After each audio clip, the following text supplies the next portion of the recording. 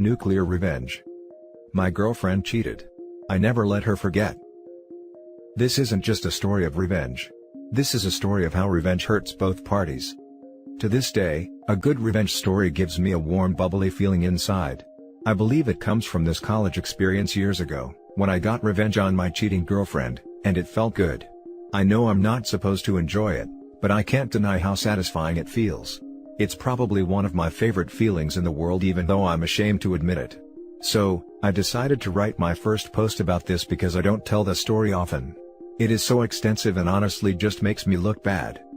I'm going to try my best to not paint a picture where my ex looks as bad as possible, and me as innocent as possible. I want to write this accurately as I can, even if it makes me look bad. Bit of context and backstory. At the time of this story, I played Division I NCAA basketball at a school, so I traveled a lot, weekly in different cities and states, and my entire life revolved around this. During the events of this story, I was in the early stages of a horrible substance and alcohol habit. Years after this story, I ended up getting sober and joined a program whose name you can find at the front of almost any phone book. I am sure many people reading this are also sober and will understand how we addicts/alcoholics can be. This story is an effort to explain a character defect that manifested from the events in this story that lead me down a very dark path. However, I don't mean this story to come off in a self-pity kind of way. Lastly, I was always a good kid. I was never troubled. My upbringing was very difficult, but I was able to keep an overall kindness in my spirit to other people, and almost always did the right thing or took the high road. When it came to dating, I knew people cheated in relationships, but at the time of this story, I always chalked it up to other people not doing things the way I did. I never really thought it would happen to me. I always thought that because I was a 5-star boyfriend, and my amazing choice in women, infidelity would never be a part of my dating journey. I was naive. I really thought highly of myself and also had a real arrogance like any guy in his early 20s, I guess. The build-up. I was in my junior year in university and I had been single for about a year, after me and my high school girlfriend finally broke up after 3 years. I checked that relationship off as my learning experience, and I now knew what to look for in my next girlfriend. The next woman I chose to have a relationship with I would most likely marry and start my future with. I know, I was young and dumb, and thought I knew everything, lol. I had my eye on this girl at my school. We will call her Lisa. I saw Lisa around the collegiate athletic facility, the university team's training grounds, and locker rooms. Lisa ran for the track team and was damn good. The various athletic teams often had parties, and I knew that the first one I saw her at, I would introduce myself and try to chat her up a bit, and see where it led. Soon enough, I see Lisa at one of these parties and we pass each other on the stairs. We make eye contact and she smiled at me. I sparked a conversation with her, and after going back and forth a bit, we exchange numbers. We begin the classic American style of flirting where we constantly just hint things back and forth indirectly. We slowly progress the relationship in this manner for weeks. Sending texts back and forth, hinting that we were interested in each other, but also playing it cool to not let the other person know we had a crush on them. At the time, she was on a break with her current boyfriend who was a popular player on the football team. She ended up leaving him completely to date me. This should have been a red flag obviously, but remember, I had severe hubris. At the time, her leaving him to date me just gave me a superiority complex. I was playing good in sport, and if she was willing to leave this guy for me, then she will never leave me for another guy. Laughing my butt off, I was a freaking idiot. I can't express how much I was into Lisa. I was addictively attracted to her, and had that weird feeling of, I can't believe my crush is actually into me too. I really was so drowned and blinded by my crush on her that I missed so many red flags, but our relationship began progressing really fast. Because of this, I didn't really do a proper inventory on why I liked her so much. Fast forward like 8 months later. We are together officially.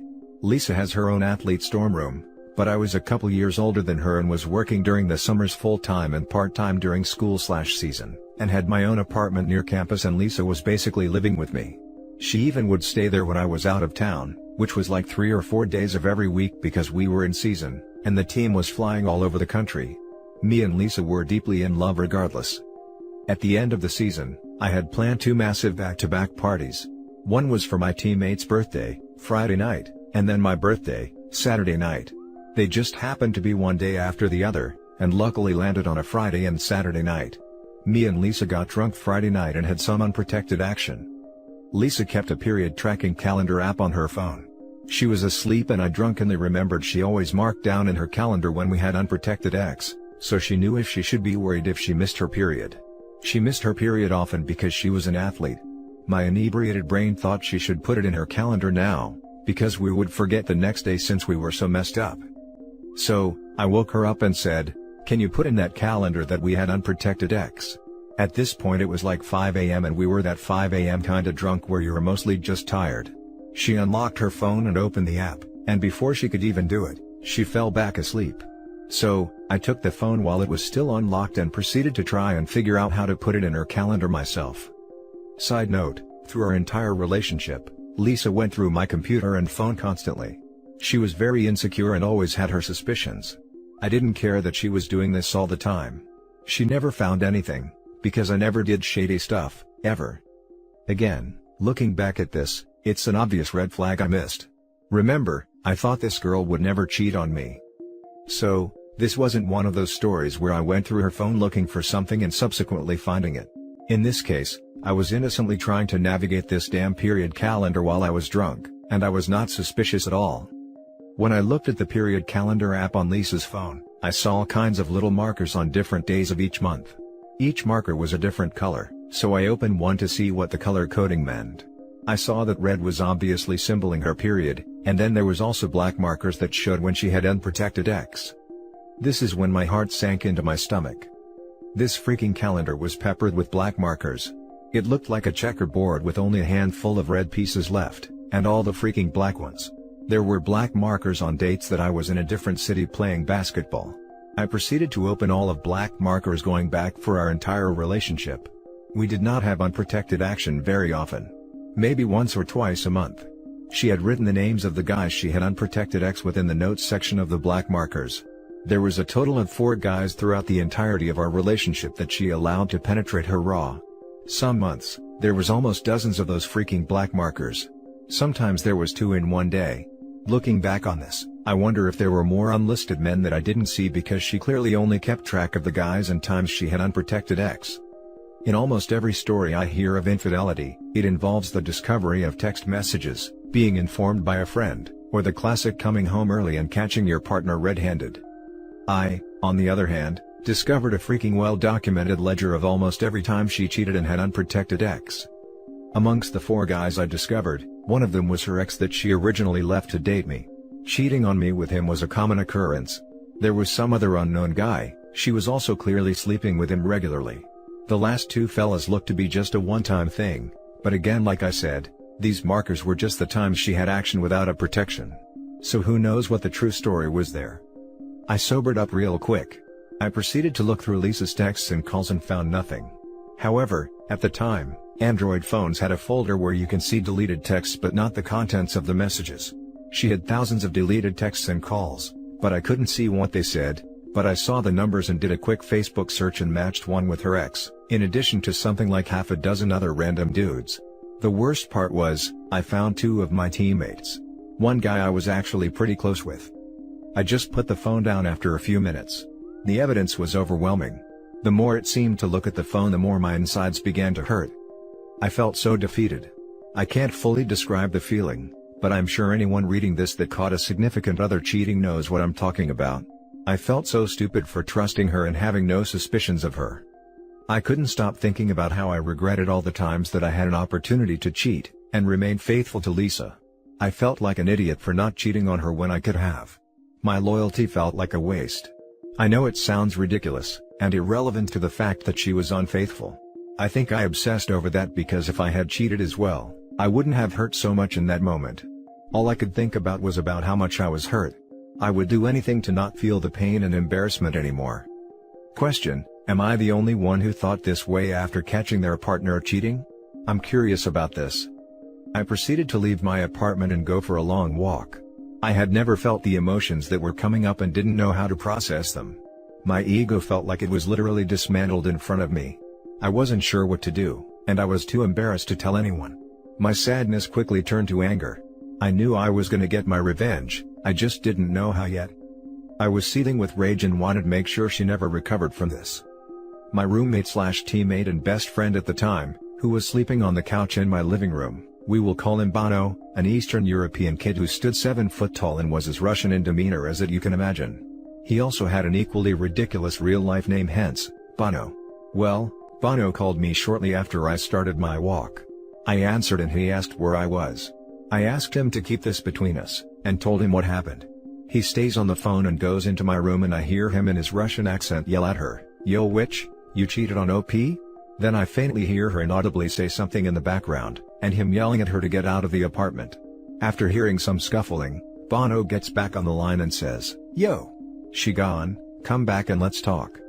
I head back home, and me and Bono go over what had happened. Things don't get sappy because we are both complete alpha males who both come from cultures where men don't cry, and neither of us really knew what to say or do in this situation. He makes his best attempt to comfort me and says, "Tonight is your birthday, we gonna get messed up and find you some sloats." Screw her. I never liked her anyway. Oh yeah, this day was my birthday. Forgot about that part. Me and Bono go out for breakfast. I am still a little drunk. My phone is blowing up with calls and texts from Lisa. I tell her I saw everything on her phone, and I can't stand to speak with her, nor look at her. She keeps trying to convince me to let her come to my birthday party, and I make it clear I don't want her there. She clearly was concerned about exactly what Bono suggested to me earlier when me and him chatted. Lisa's entire reputation and popularity revolved around the fact that she was dating me. I think most people didn't like her in the first place, but put up with her because we were together. She knew that if I acted single at my birthday party and she didn't show up, everyone would know something was askew.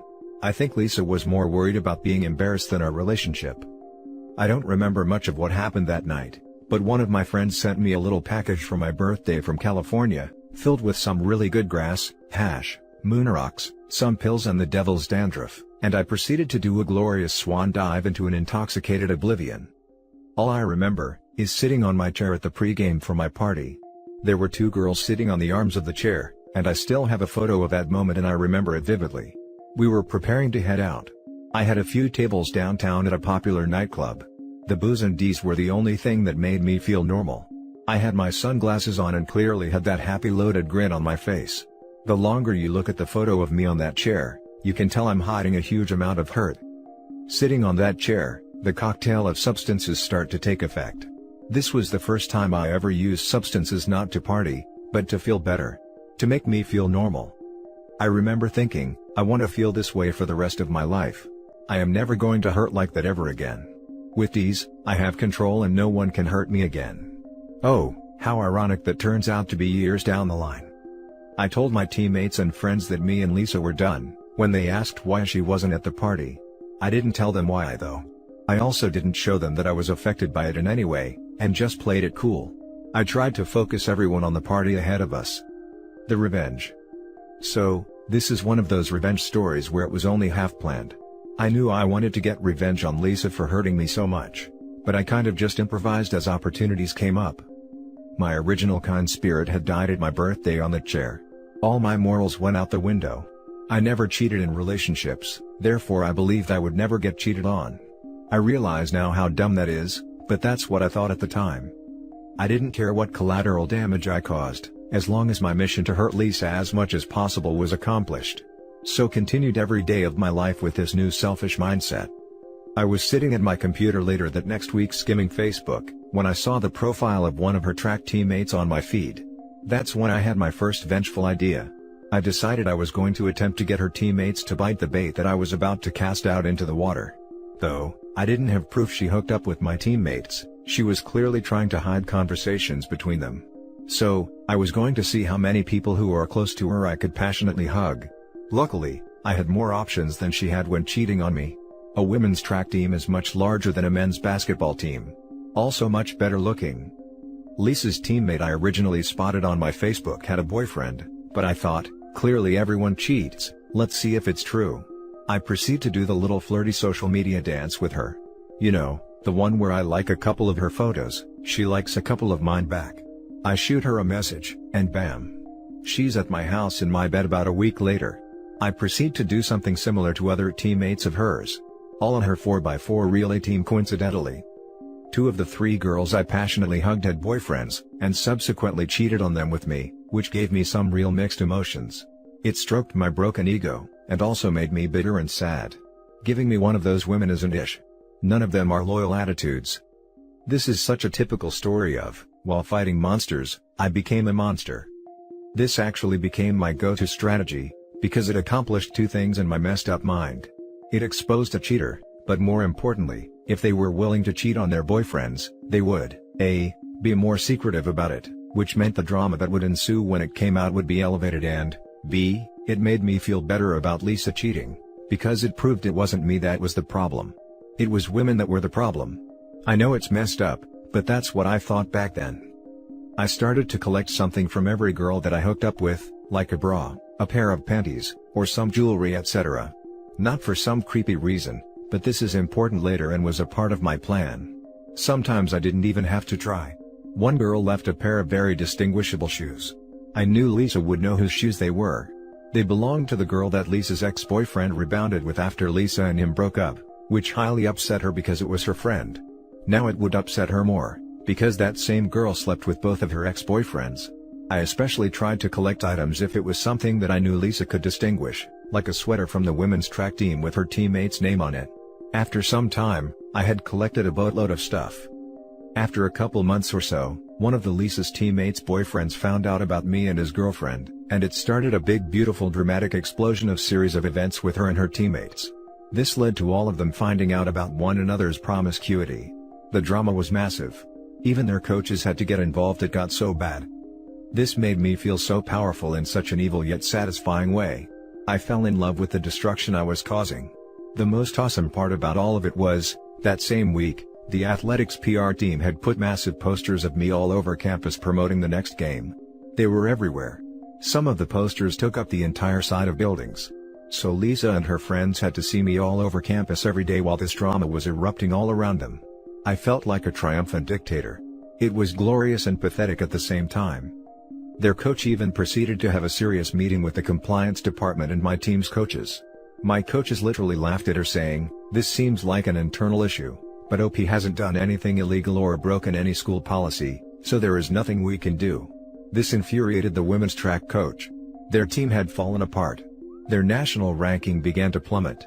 Then Lisa's coach even got in trouble for being caught tearing down some of the smaller posters of me on campus, in raging temper tantrum. I love it, all of it. I continued to add fuel to the fire, posting photos of me with girls, smiling, being happy, every chance I could on Facebook and Instagram. But under it all, I was bitter. I was so deep into my new mindset, I had already forgotten the kind-hearted naive kid I used to be. I hated my old self, because I let some girl emasculate me. I was so full of self-pity looking back at it, it's depressing. No one really knew though, because I played the cool guy attitude in front of people. There was even a girl on campus on one of the sports teams, who claimed that she was pregnant with my kid after I pretended to like her the same way I did with all of the other girls on Lisa's team, and soon as we passionately hugged, I moved on. It's a long story, but it turned out she wasn't pregnant, but the news or press that came from that, further dug the knife deeper into Lisa's side. I left a trail of women I deceived, and relationships I destroyed. I feel bad now, but at the time, I didn't care because they were equally at fault in my eyes, since they were cheating on their boyfriends or sleeping with their friend's ex. Quickly, girls became wary of me. Plus, I was running out of potential targets. Damn, I was an awful human being then, the way I was thinking, and I was going after girls that weren't even friends or on the track team with Lisa, but were just around her in daily life. For example, her classmates and as well as her own family. I even flirted with her sister who was married with a kid, and I almost succeeded.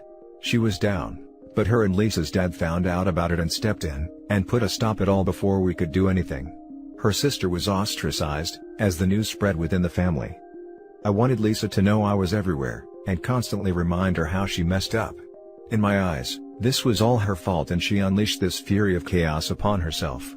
She should never have messed with me like that. Lisa had to take an extended medical leave because of her depression, and mental health issues she was experiencing from the whole situation. She was becoming self-harming. She even had to go on medication and lost tons of weight. She began to look extremely unhealthy. The whole mess was torturing her, and the more she hurt, the better I felt. At this point, I had already inflicted more damage than she did to me, but I had become addicted to the feeling of power. I spent zero time processing my own emotions or moving on from what happened. All I wanted was more revenge, and I couldn't stop. After weeks of ignoring Lisa's texts and calls, she finally gets a hold of me by showing up to my apartment unannounced late at night. She was there to pick up some stuff she left from when she lived there to take home. She was actually a local, and her parents lived close by. She was still on her medical leave and no longer staying on campus but rather with her parents. I told her I would bring her stuff to her parents' house that weekend, but I couldn't let her in because I had company. Which I did, but it wasn't one of her teammates or friends unfortunately. I then take all the items I had collected from all the girls over the weeks. There was probably like 8 or 9 things from different girls including her teammates, and threw their belongings in along with Lisa's stuff into big black trash bags. I took the bags to her house, and then called Lisa's dad. I told him I left her stuff on his porch, and to inform his demon daughter. Me and Lisa's dad actually really got along, and he even took my side after Lisa and I broke up. But after all these events transpired, he obviously had a negative opinion of me. 15 minutes after I get off the phone with Lisa's dad, I get a call from Lisa. I answer because I want to hear her reaction to having all these other girls' stuff mixed in with hers. She was sobbing uncontrollably. It sounded like that half-crying half-mumbling thing people do when they are hysterical. She wasn't even angry, just desperately begging me to stop my tyranny. I just smiled and baked in the glory of hearing her hurt. I responded, "Why were there other guys in our relationship? You mixed them into our relationship like I mixed other girls' things into your things." It's perfect little ironic metaphor. I thought it sounded cool at the time, and was real proud of myself. Facepalm. I later found out from one of Lisa's friends, who knew she was cheating on me during our relationship, that Lisa was convinced I was the one cheating on her, because I was always out of town. This doesn't make sense since I was out of town because of basketball, a very legit excuse. Not just randomly on my own accord. You could literally see my schedule on the school's website. I kept in contact with her constantly when I was gone, but obviously when I had practice or team meetings, I couldn't be on my phone. But she didn't have the logic in her brain to figure this out, I guess. I assume it's just an excuse she made to protect her insecurities about the whole fiasco, or to keep face with people who knew she was cheating. Months go by. Lisa comes back to school from her medical leave and we bump into each other at the physical therapy center in our athlete facility building. I see this as yet another opportunity. It had been a while since I did something that hurt her, and I was still hungry for more vengeance. I proceed to pretend like I want to rekindle things with her. She is cautious at first, but eventually bites after about a week. We start to mend our relationship. We proceed for about a month, but I wouldn't call this a relationship. I forbid her to have any male friends, nor is she allowed to go out and party with her girlfriends. I also need full access to all her accounts and her location at all times. It was more like a hostage situation. It gave me a sense of control. Meanwhile, I'm not being faithful at all. This was my plan all along. Finally, she finds out about me sleeping with a girl in one of her classes, and we have a nasty breakup. I told her that she literally knows what it felt like to be me when we last dated. Yet again, I felt triumphant. It was just another chance to hurt her, and I did. After this we don't speak for years. I graduate university and move to Central America. She messages me while I'm there about a year after I moved and about 2 years after we last spoke. At this point, my life has become that of a real degenerate. I was doing copious amounts of substances on a daily basis, and about 75% of my life was involved in some sort of illegal or nefarious activities. But I still blame her for me becoming the dark soul that I was, and taking no responsibility for my bitter immoral nature. I hadn't had another relationship since her, and always had trouble because I couldn't trust a woman in any capacity anymore. Even after years had passed, I saw this instance of her messaging me as yet another opportunity to hurt her. We begin to talk as friends and even getting flirty with each other over Facebook Messenger. Mind you, there is literally many countries, states, and an ocean between us at this point. I was planning a trip back to my old university to visit some friends. However, what I told her was different. I explained to her I was moving back to the city for a new job I was just offered. We decide to meet up when I get back and see if there is anything worth saving between us. I had put on my best acting hat, and try to seem like I've put our past behind us. However, I'm just as vengeful now as I was years ago. She's finishing up her last year at university, and I make the trip back to the USA. I meet Lisa at a coffee shop when I arrive. We spend the entire night together.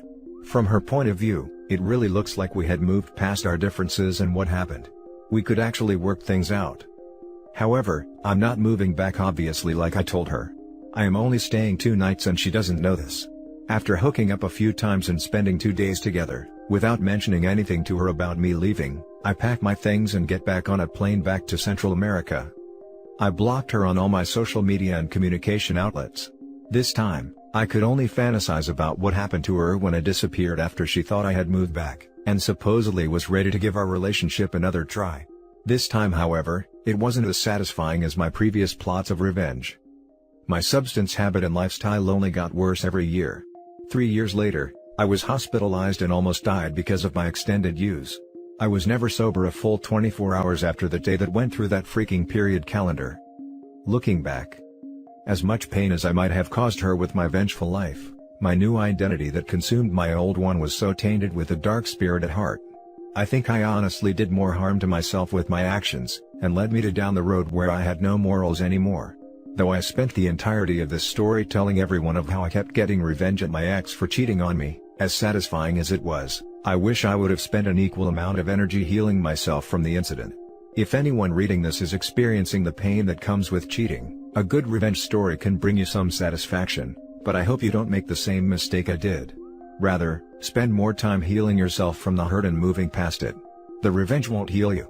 It will be a separate journey, but could distract you from putting yourself back together. Luckily, I got sober and am sober now 4+ years. I even had another girlfriend of 2 years cheat on me before I got sober, but this time, I didn't take revenge. I spent my time healing. I changed and only focused on myself, and that was way more satisfying than the revenge I got on Lisa for cheating on me. Now I'm married almost 2 years to a woman who is sober, and man do I have a good life. I have a dream job and a dream marriage. Thank you everyone who read this. Sorry if it wasn't well written, I never write like this, but I have never told the full story in detail before, and I got a lot out of writing it. Mostly, what I hope to get from this is to share my experiences doing horrible things, but feeling an immense satisfying feel from it where it's almost addictive. And morphing from generally a good person, to a relatively dark evil one. Obviously, people have dark moments, but I feel like my personality and psyche has never been the same since that experience. I'm looking forward to any responses to the people willing to read this story. Now for some comments. How the hell did your girlfriend not get an STD? Good question. How did he not get an STD from all the chicks he slept with though? I used protection. Only Lisa was doing that unprotected stuff. However, she did find out later she has schizophrenia. Kinda feel bad for her. This is r/supernova revenge levels of degenerate.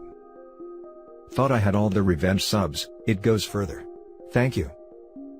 Damn, I was really disgusted with her having unprotected actions with every male in the book while in a relationship, but damn your revenge was so toxic. I really hope you can trust your wife now and don't go to extremes. Cheers. Yes, I have zero trust issues with my wife. She is a gem. Our marriage has been thriving for years. I'm glad it turned out well for you OP, I enjoyed the story, and some of it is relatable. Thanks for sharing. And that's it for this video guys. If you have thoughts to share, leave a comment below. Don't forget to hit like and subscribe if you like this content. I'll catch you in the next one. Good day everyone.